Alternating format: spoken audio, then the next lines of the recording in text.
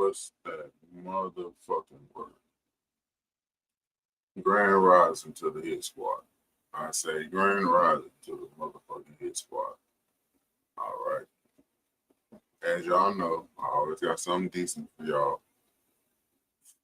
For the morning, where y'all take it with y'all. Um, get you a little start on the news, current events, stuff you're interested in, like anime, gaming, things like that. Um, I am going to do things a little different today. Um, I am going to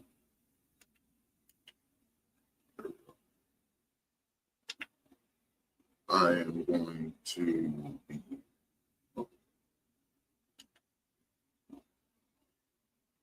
I am going to be talking about Vegeta.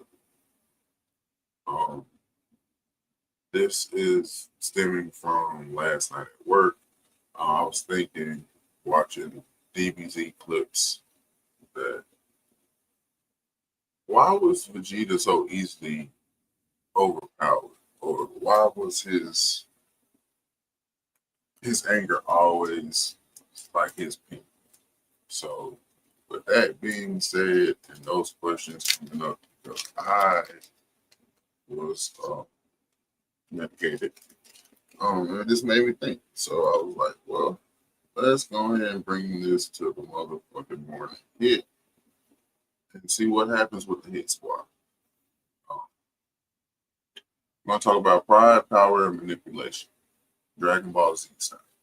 Vegeta the Saiyan Prince, the guy who basically invented the word arrogance, as we all know, somehow lets his body and mind get taken over. Once, not once, but twice. This was two different arcs. I want to say, no, same arc. My bad. Same arc. Same arc. This is part of the Majin Buu arc, which me and my wife literally watched all 2 hours of. Depends on who chopped it and did it. But first we're gonna talk about the Majin Buu / Babidi. Then we're gonna talk about Baby and Dragon Ball GT. And the whole fucking thing was wild because Vegeta spends his whole life talking about stricter control, being the Prince of Saiyans and what that means, and his little spiel. But when push comes to shove, he's surprisingly pliable, real malleable, if you will. So let's get into this morning hit, unpack it, roll our bowls up, pack those, and do what you gotta do. You know what I'm saying? Do what you have to do this morning to be fine and be okay and accept the day for what it is. So sit back, chill out. Let's get into this shit. First up, we're going to talk about Majin Vegeta when pride meets possession. Okay, at this point, if we're going to talk about Majin Vegeta, Babidi wants to harvest evil energy to awaken Majin Buu, and he needs a strong host. Vegeta's pride, perfect for the job. Vegeta willingly lets Babidi place him under his control. Why? To gain more power and finally suppress Goku, which we all know was his main go-to situation for everything, which was kind of sad when you think about it, because he ultimately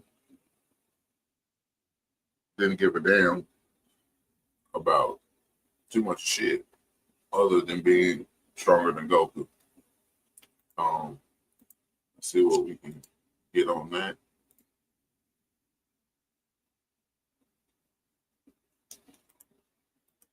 Get about some visual this thing.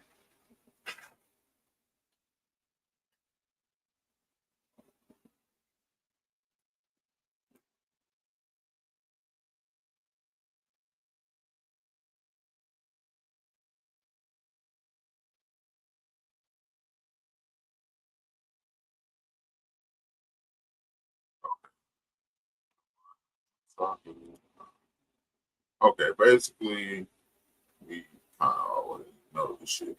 But the points I wanted to pick out in this was there's a point to this shit. Okay, there's actually a a point to the reason why I'm saying shit like that. It's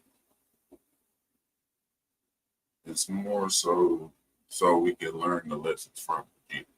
It's not like how everybody do those little Saiyan talks and all that shit, but so um, just learn lessons from it. Don't want you to think you can learn lessons from. So Vegeta's ego ultimately blinds him. He's not just fighting Goku. He's just letting someone else fight through. He didn't really give a fuck about how he won or how if he was stronger. He just want to be stronger than Goku. That was the end all be all with Vegeta. Okay, now we're gonna shift into another parallel. Okay, once possessed, he's more violent and ruthless than ever. So that causes him a behavioral shift. He even nearly kills innocent people, something pre-possession Vegeta would hesitate on. So basically, that the last little piece of good that Vegeta had in him basically died once he became possessed and went through that whole shit with Bobby. Okay, now the irony in this whole situation is that he thinks he's still in control, but Bobby's magic, he's off on his own darkness. Vegeta's ambition literally becomes his own leash. Like you you can only go as far as that leash will, let you go. And with him only being stuck in his pride, his ego, I mean, it wasn't really too far he could go besides beating up Goku or trying to. You know what I'm saying? Like the ambition really became his whole leash on life, if you will, since they like to use the word leash. Sometimes I realize even when you think you're the puppet master, sometimes the puppet strings are already in place. Meaning, sometimes when you think you're in control, someone has always laid the groundwork for you not to be in control. And basically, you're doing what someone else wants you to do, in my humble opinion. So, um, we're going to try to find a clip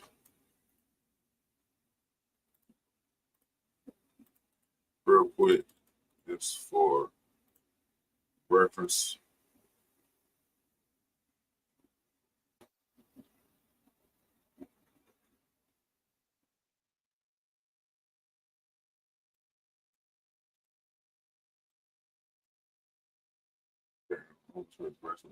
Shit.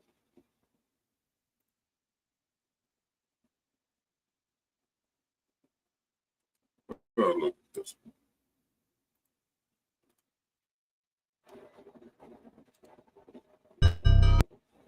If you take out the widow's peak, Vegeta's face is literally 50% forehead. If you take out the widow's peak, Vegeta's face is literally 50% forehead. If you take out the widow's peak,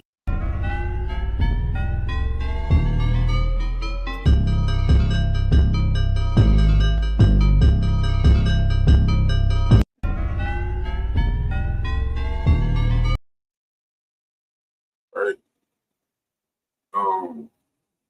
Next, we're going to get into the other time Vegeta was taken over or possessed, which was Baby Vegeta in full puppet mode. All right, in Dragon Ball GT, Baby is literally a tough parasite who hijacked Vegeta's body. Basically, that wasn't him willingly trying to do what he did. You know what I'm saying? Like the first time. First time was strictly, I feel like, off power and the power raised or to be stronger than Goku, as always, which seemed to be always that nigga's been up. So, oh yeah, get y'all some of this. But nonetheless, I feel like it was definitely about being stronger than Goku the first time. Now, did he really have a choice the second time? I don't feel like he did. Um, not like with the Majin Buu art, or not art, but this that part with 50.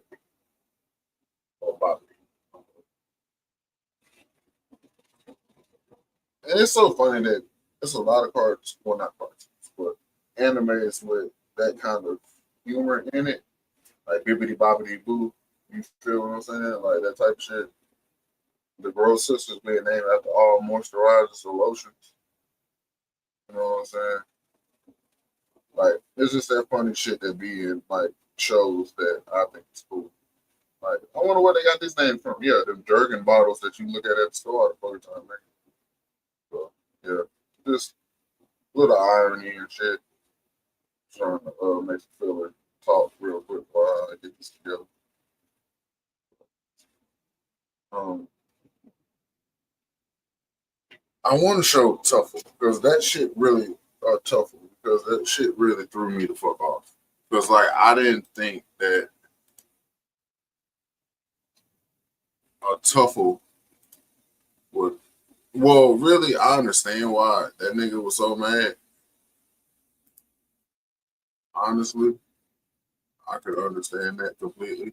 The Tuffles were a peaceful and technologically advanced civilization that built thriving cities, while the Saiyans were primitive and barbaric, living in small villages on the planet's outskirts. According to sources like Dragon Ball GT, Perfect File, and insights from King Kai, Baby, and Vegeta, the Saiyans migrated to Tuffle's homeworld from their original planet via unknown means. Initially, the two races coexisted peacefully, rarely interacting. However, tensions arose as the Saiyans grew dissatisfied with their primitive living conditions, and some Saiyans, including the great King Vegeta, claimed the Tuffles treated them poorly, even as slaves. This discontent led to a declaration of war, with the Saiyans, under the leadership of Vegeta, attacking the Tuffles. Despite their physical inferiority, the Tuffles used their advanced technology to hold off the Saiyans, leading to a brutal conflict that lasted 10 years. The war reached a turning point during a rare full moon, which occurred only once every century on planet Plant. The Saiyans transformed into great apes, massively amplifying their power. In mere hours, they decimated the Tuffles and claimed the planet, renaming it Planet Vegeta in honor of their king. Although the Tuffles were wiped out, remnants of their race lived on through creations like Dr. Lightshy and the genetically engineered Baby. Baby later sought revenge in Dragon Ball GT, attempting to recreate Planet Plant and eliminate the Saiyans. Ultimately, Super Saiyan 4 Goku defeated Baby, bringing an end to the Tuffles' lingering legacy. The battle between the Saiyans and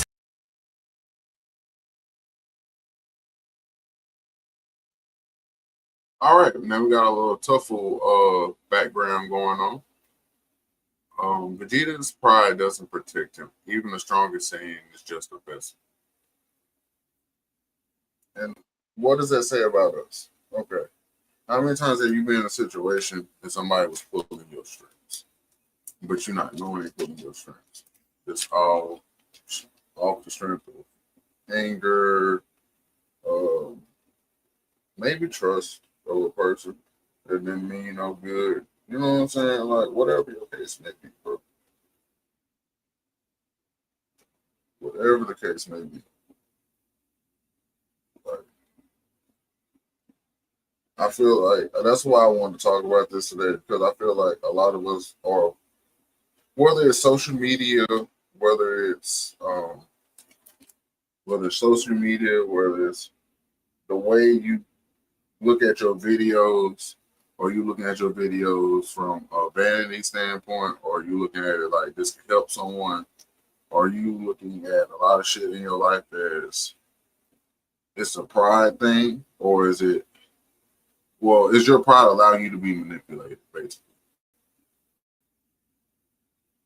At this point in time in your life, if you honest with yourself, is your pride the reason for a lot of shit going on in your life? Without making excuses, without saying or pointing the finger, blaming someone. Like, a lot of us, I think, can say that our pride is our downfall. Just like with Vegeta.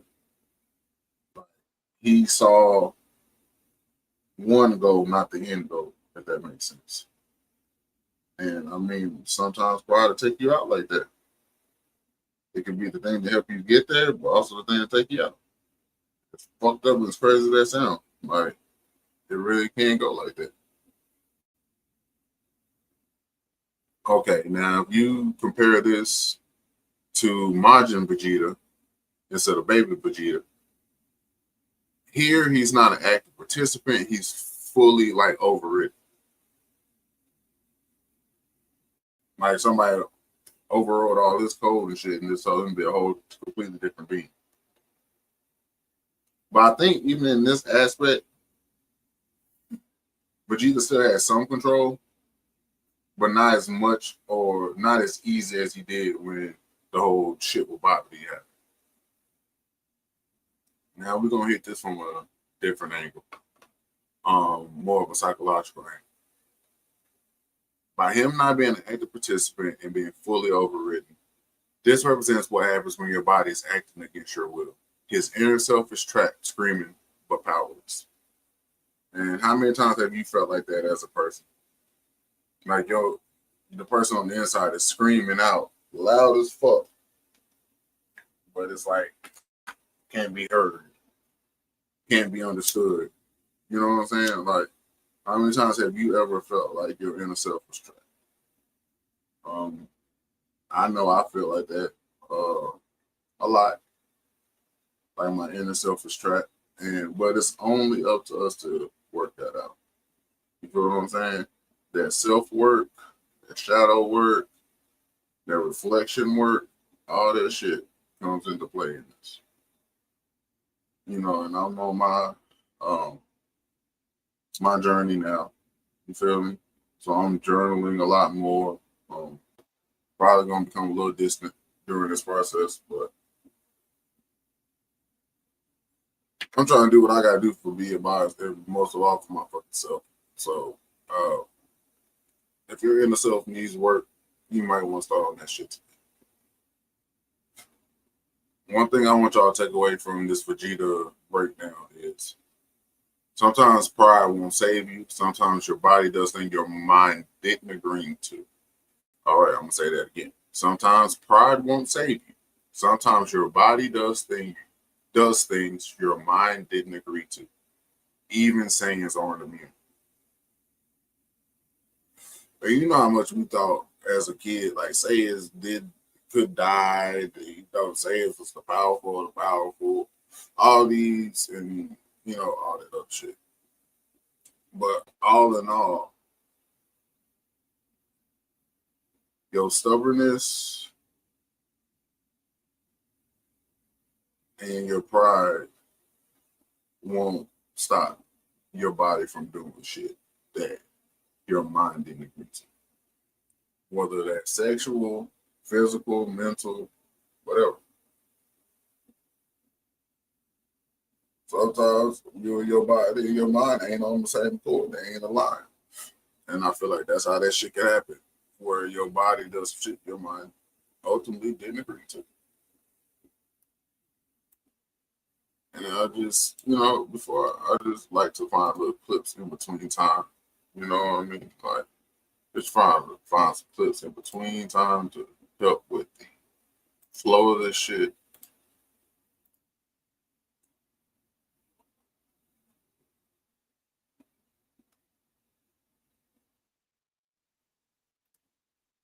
Let's see if we can get one of the cute spot.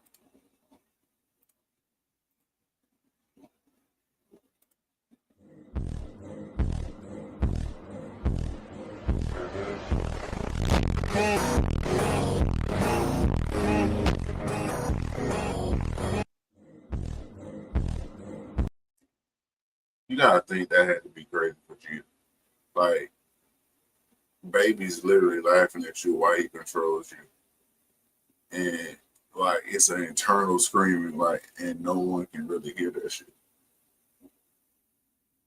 That had to be a crazy fucking feeling to be inside your own shit and not be in control. They can't do shit about it. But nonetheless, we're gonna get into why this matters and lessons from Vegeta strokes. I'm just gonna say it like this: ego isn't invincible. Pride can make you reckless. Vegeta's desire to be the best literally makes him easier to manipulate. It's a power versus autonomy type situation. Physical power doesn't equal mental freedom. I'm gonna say that again. Physical power does not equal mental freedom. Vegeta could destroy planets, but he couldn't destroy manipulation, and he can't destroy manipulation. So what does that say for us? I think we should just always be prepared for the manipulation. If you stay ready, you ain't got to get ready. But Vegeta didn't stay ready, so he had to get ready by getting possessed and taking over and all types of weird shit. So I'm just saying, even through your anime and shit, you can learn. Oh shit. Damn, y'all know I don't be checking the comments, bro. I swear to God I don't. I'm sorry. What's that word, man? Chocolate Vegeta. Yep, that's me. Hey, what's up with it, y'all? Just ultimately, I just want y'all to understand that at the end of the day, you can get shit from this. You know what I'm saying? You can get shit from anime. You can get shit from really anything if you really digest that shit hard enough. What the hell? Hello? Hello? I did. You called me to tell me to check my comments, bro.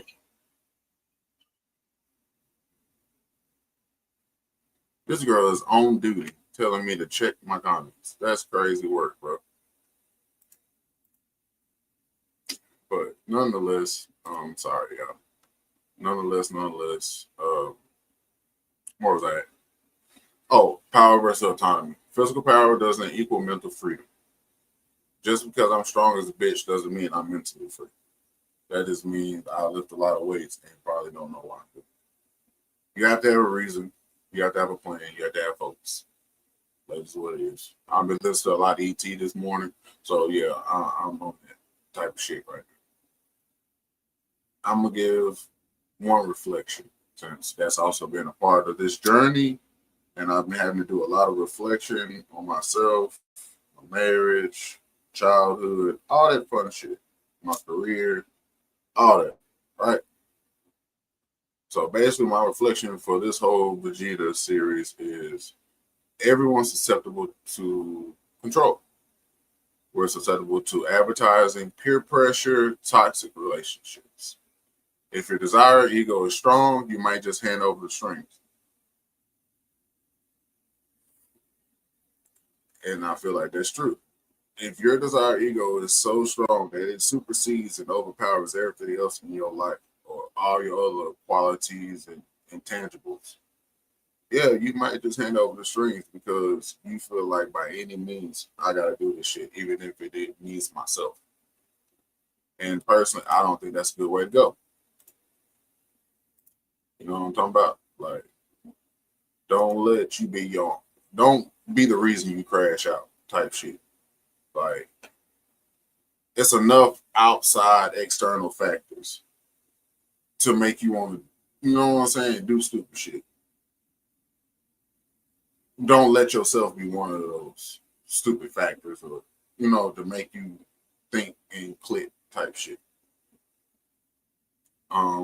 If your desire or ego is strong, you might just hand over the strings. I don't know why that sits with me because I feel like it's a lot of that going on in the world right now. Like a lot of us are handing over the strings to executives, A&Rs, record companies, celebrities, rappers, athletes, you name it. We'll give the reins over to anyone else for a little slice of the pie. But we're willing to lose ourselves in this whole shit. Just like I was saying before, maybe the motherfucking strings are already put on you.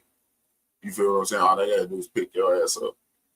But a lot of us don't think like that. We kind of look at it as, oh no, I'm in control. But you don't think somebody's thinking a few steps ahead of you or could manipulate you for their own bidding and doing. You know what I mean? And with the world the way it is, everybody's for self. So you have to look out for that type of shit even more. In my opinion. But I mean, like I said, what the fuck do I know? I ain't got no PhD or no shit. I'm just a nigga talking shit. But next time someone tells you you're too prideful, maybe you should listen. Or maybe just like Vegeta in that pride to make you the star in someone else's puppet show. But a lot of us want to be stars, but sometimes you ain't the star in your own goddamn show. Sometimes you the star in somebody else's shit and don't even know that you doing everything for them instead of for yourself. But some of y'all will get it, some of y'all won't. And that's okay. Like, I know this shit ain't for everybody. I know everybody ain't up trying to figure out what life lessons they can learn from anime. But that's why I watch the shit, personally. I watch it for the life lessons. So, I mean, this is what I take from it. This is what I thought about at work. This is what clicked in my head. So I try to bring it into fruition. If it helps somebody, goddamn me, yes. If it don't, okay. There's a couple lessons that I wrote down that I kind of gained from this shit, if you would. I want to say Vegeta's story isn't just anime drama. It's a mirror. His pride made him powerful, but it also made him controllable. And that's something a lot of us struggle with every day. Lesson number one that I gathered from this: pride can be a prison. In real life, pride often hides its confidence, but there's a thin line between believing in yourself and refusing to admit when you're slipping. Vegeta let Bobby in because he couldn't stand the idea of being second to Goku. How many times have we let our ego make decisions for us just to prove we're better than someone else? That's how people end up in toxic jobs, bad relationships, or chasing validation instead of growth. Pride can push you forward, but it can also make you the easiest person to manipulate. And that's so true. You can be your own downfall, can be your own uprising story. It's kind of up to you. But they always did say, I've always heard, pride always comes before the fall. So if you seem like you're a little prideful these days, go ahead and check yourself, do a little reflection. It's okay. It's okay to check yourself. Like, I know that sounds weird as fuck to some people, or like, oh, what does this nigga know? No, sometimes you have to check your motherfucking self. Like, whether it's them bad thoughts, intrusive thoughts, negative thoughts, whatever it is that don't align with what the fuck you trying to do and where you trying to go, there you go. Throw that shit to the wayside, bro. Because it's not going to do shit but clutter up your brain and fuck up your vision. Lesson two that I found in this whole Vegeta series or comparison was control isn't always strength, which I have a bad problem of correlating with. Maybe we all do in some way, shape, form, or fashion. But Vegeta wanted absolute control over his destiny. But both Babidi and Baby showed him that power without peace is just noise. You can look strong, sound confident, and still be fighting invisible hands pulling your strings. Fear, jealousy, insecurity, social pressure, to name a few. Real strength is being able to walk away from control and not chase it. In the real world, the people most obsessed with control often have the least of it inside themselves. If you agree, let me know. If you don't agree, tell me why. But sometimes this is what I learned from running a business and understanding what the word delegation is.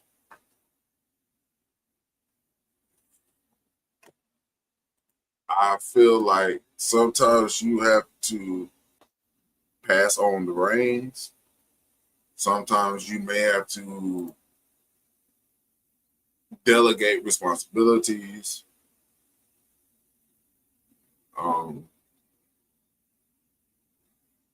Sometimes you must prioritize where you're needed and how you're needed.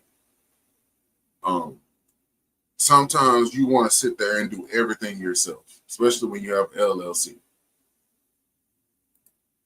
Like, I feel like once you get an LLC, you don't want nobody touching your shit, like talking about it. You want to do it all yourself.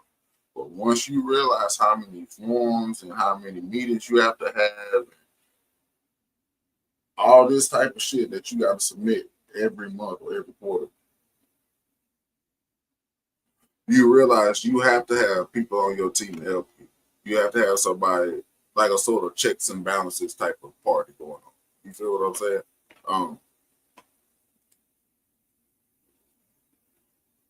Like, the more you try to control something, usually the less control you have of it or have of yourself. Like, yeah, you may control the situation, but can you control you and your vices? You feel what I'm saying? Like, yeah, you'll point the finger all day long, but can you control you at the end of the day? Can you control that urge of pride, that urge of self? And that's, I think, something we all fight every day. Like, that control factor, when to be in control, when to fall back, when to delegate, when not to delegate. You know what I'm saying? And how to delegate shit the right and proper way to other people, to family members, to whomever. You know what I'm saying? Maybe if more of us would check ourselves, less foolishness. Yeah. But that's what I mean about reflection. Like, some things are meant to be used as mirrors in your life. Like, some things are meant to be, hey, look at you looking at you type shit. You know what I'm saying? Like, even the person you interact with, that may be a reflection of you at a different point in time in life. You feel what I'm saying? Like, but you have to be able to accept that that was you at one point in time in life in order to have that reflection with that person or to see yourself in that person. Because if you hadn't accepted that was part of you, then you're going to be like, oh, this person fucked up. But not knowing you're really talking to yourself on some shit. So, yes, I feel like reflection is always needed. I feel like any sense of analyzing self is always needed because you can fall into a sense of pride when it comes to you or when it comes to the way you think others view you. This is lesson number 3 that I found. Don't trade integrity for power.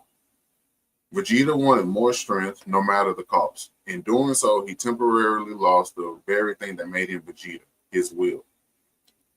His will showed up a lot more with the Babidi situation than with Baby, I feel. Because there was instances to where he would jump out and speak and then have to fall back. With Baby, I don't believe we heard too much of Vegeta himself, but more so like internal Vegeta. You know what I'm saying? If that makes sense. Or captive Vegeta. Basically, that's like selling your values for a promotion or betraying someone to look successful. And this is tying into kind of what deep and a lot of us go into as far as selling your moral compass for a little bit of nothing. And I feel like that's the move nowadays. As long as you're making money from it, it don't matter. But then no one thinks about the ramifications or the trouble that will come from it. Not now, but 10, 15 years down the line when you forgot about this shit, it's still floating around the internet. You got grandkids. Unless you really living like that, a lot of y'all gonna be embarrassed as fuck and they ain't gonna want somebody to take the shit down. But you weren't thinking like this when you put it up. You feel what I'm saying? I feel like we lack morals in so many areas of our country, our lives, our everything, our family structures. Like, I don't think there's a sense of accountability anymore. I feel like people will set you out for a little bit of nothing, just like portraying someone to look successful, quote unquote, whatever successful may mean to you? Or is it the American dream successful? Is it the Harvard successful? Or is it the business degree and working for a Fortune 500 company successful? If that's what it looks like to you, you know what I mean? Like, but I just feel like a lot of us are selling our values off for a little bit of nothing, for the lowest dollar possible, for a little bit of clout and a few clicks and views. You know what I mean? Ultimately, you might get what you wanted, but lose who you are. And I think that's why so many of these artists bug out after a while. You got Britney Spears cutting her fucking hair off, going bald like Cynthia off Rugrats and shit. Why? Because she lost who the fuck she was. She didn't know who the fuck she was when she cut all her hair off looking like a skint ass baby doll. Ain't nobody doing that shit and being their regular self and having lost themselves. You know what I'm saying? Like, it's okay to lose yourself. It's okay to not know who you are at certain points in time. But are you actively working to remember and regain who the fuck you are? Maybe be better than you were the last time. Like, I think that's where the conundrum comes in with a lot of shit. Are we doing the work? Are we regaining the shit that we lost? Are we deserving of the shit that we lost and to regain it? You know, that's the type of shit I be thinking about. It's not about being the strongest. It's about staying yourself, even when the world tempts you to change. And I think this is what Deep has been trying to preach on many of his live streams and episodes. And I'm pretty sure this is what he was reiterating on Threads when I want to say it was Jay Collects, Jay Fay Collects. I want to say it was him, and he had wrote a little post or whatever, and he had mentioned us in it. But nonetheless, it was like, you guys are inspiring. And I think Deep was like, this ain't verbatim, but it was something along the lines of, like, we are who we are and we stay in our lane. You know what I'm saying? And it's like, being yourself is enough. Being whatever weird, quirky, smart, dumb, big, tall, whatever the fuck you are is enough. But you have to embrace being whoever that is and staying whoever that is for the better. And it's a lot of times the world will tempt you to change because they make you feel like being an original is not as good as being in a fucking template. You know what I'm saying? They rather you be a mass production than be a one of a kind. You know what I'm saying? Holographic, you know, y'all know. And if you don't know, I'm sorry. But yeah, nonetheless, treat yourself more like a holographic than a plain ass common card. You did? Lastly, self-mastery is greater than external power. Bobbity, Boo, and Baby, they all use Vegeta's emotions against the lesson. If you don't master your emotions, someone else will. If you don't know you, someone else can know you better than you know you and use you on you. Pull a you on you, like like Billy Sorrells would say. Pull a you on you, you know? So just be careful with that type of shit. In life, your anger, envy, and pride are just like the little key engine. Yeah. In life, your anger, envy, and pride are just like key engine. They can fuel you or destroy you depending on who's in control. Vegeta showed us something raw. Strength means nothing if you can't control yourself. You can conquer gems, goals, or the whole damn galaxy. But if your pride's still steering the ship, you're one bad deal away from being someone else's puppet. So today, protect your mind the way Vegeta protects his family, fiercely without compromise. Because the real battle isn't against others, it's against the part of you that still needs to prove something. Boy, I'm talking to my fucking self today. God damn. Yeah, I'm talking to me today. If this resonates, aligns with y'all, let me know. But this last little line is the one that I'm struggling with. It's against a part of you that still needs to prove something. And I feel like that's been me for a while. Not to throw it on me, but just being honest. Ever since football, I felt like I had some shit to prove. I had to prove that I was still him. I had to prove that I made the right decision by coming home and taking care of my mom.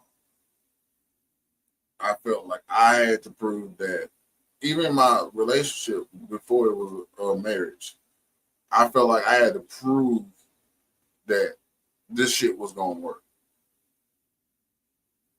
You feel what I'm saying? Like I had to make sure that this shit worked just so nobody can say, I told you so. Like I always felt like I had to prove some shit when I didn't have to prove some shit. Long as I was happy and content, that's all that fucking really mattered at the end of the day. But even in football, I always had to prove something. Whether it was proving my dad wrong, whether it was proving coaches wrong, scouters wrong, colleges wrong. I always felt like I had to prove something. But in reality, I did. You know what I'm saying? I was enough. And now I'm starting to see that shit. So thank y'all once again for tuning in, fucking with me. I hope this one wasn't too long. Yes, it was. Goddamn, I'm at 42 hours. All right. Well, this was another episode of the Morning Hit. Hope y'all enjoyed it. Hope it makes sense. And tell your mom, baby daddy, and all them folks, share my shit, man. Like this shit. Subscribe. It's all right. It's free. Fuck. It's the only thing in America that you can do for free. Besides, never mind. But till next time, y'all. Peace and hair grease. I'm out.